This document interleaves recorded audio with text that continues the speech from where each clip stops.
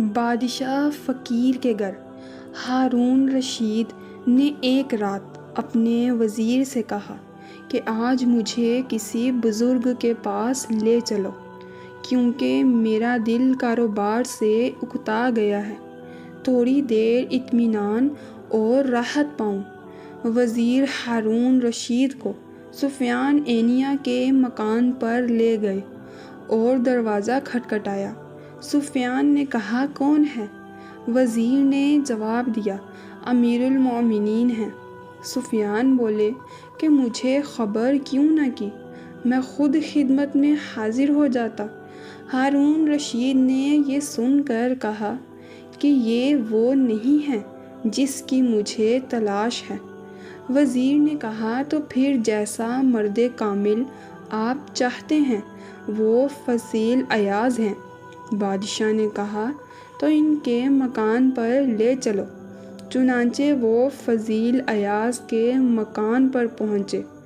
اس وقت حضرت فضیل قرآن کی تلاوت فرما رہے تھے اور یہ آیت پڑھ رہے تھے، یعنی جن لوگوں نے برے کام کیے ہیں کیا وہ گمان کرتے ہیں کہ ہم ان کو ان لوگوں کے ساتھ برابر دیں گے جنہوں نے نیک کام کیے؟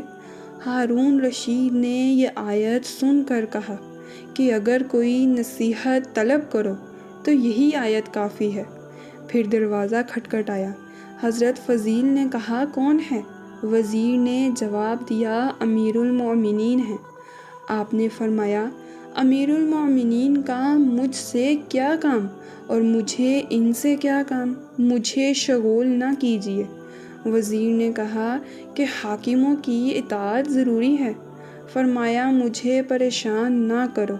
وزیر نے کہا، ہمیں اندر آنے کی اجازت دیجیے ورنہ ہم زبردستی اندر آ جائیں گے۔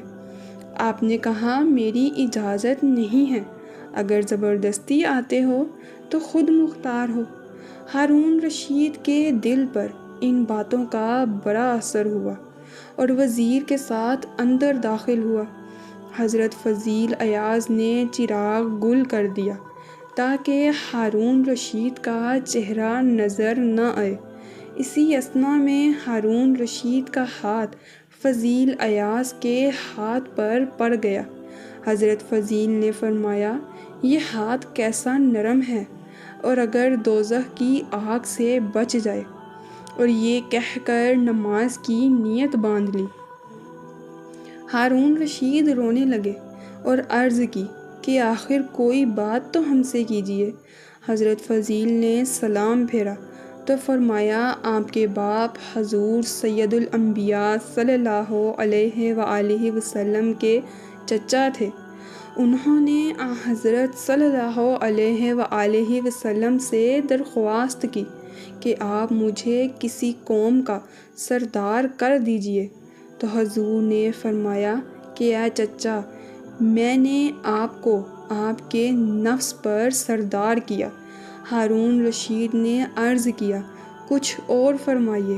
تو فرمایا کہ جب حضرت عمر بن عبدالعزیز کو تخت سلطنت پر بٹھایا گیا تو انہوں نے اپنے دوست سے کہا کہ میں بڑی آزمائش میں مبتلا ہو گیا ہوں، مجھے اس آزمائش سے کامیاب ہونے کی کوئی تدبیر بتائیے۔